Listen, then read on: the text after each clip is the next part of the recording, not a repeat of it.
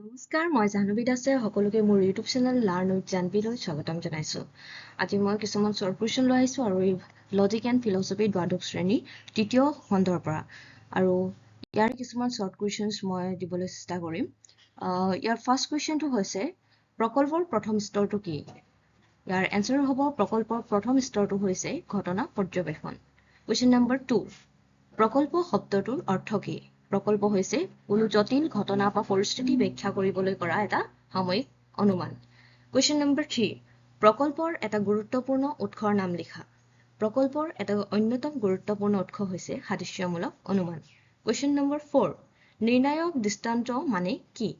ইয়াৰ answer হ'ব দুটা প্ৰতিদ্বন্দ্বী প্ৰকল্পৰ ভিতৰত কোনটো সত্য তাক নিৰ্ণয় কৰা একক বা নিৰ্দিষ্ট দৃষ্টান্তক নিৰ্ণায়ক দৃষ্টান্ত বোলে। নেক্সট কুৱেশ্যনছ প্ৰকল্পৰ স্তৰ কেইটা? প্ৰায় কুৱেশ্যনটো আমি পৰীক্ষাত দেখিবলৈ পাওঁ। প্ৰকল্পৰ স্তৰ 4টা। বিদ্যুৎ এবিধ জুলীয়া বস্তু, ই কোন প্ৰকাৰ প্ৰকল্পৰ উদাহৰণ? ইয়াৰ উত্তৰ হ'ব ই কাৰ্যকৰী বিষয়ক প্ৰকল্প।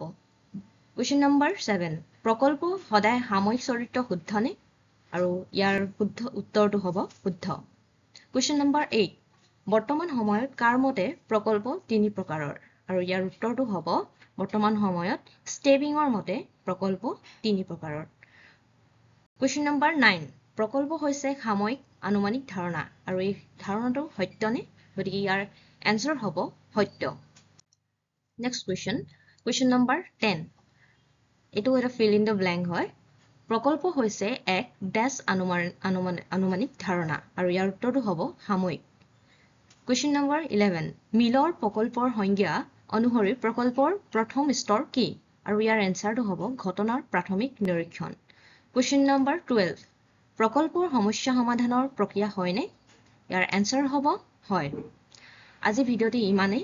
এই 12টা কুৱেশ্যনছ আপোনালোকে লিখি ল'ব পাৰে, নোট ডাউন কৰিব পাৰে আৰু অথবা ভিডিঅ'ৰ জৰিয়তে আপোনালোকে পঢ়িব পাৰে। আশা কৰিছোঁ ভিডিঅ'টোৰ দ্বাৰা আপোনালোকে উপকৃত হ'ব। ধন্যবাদ।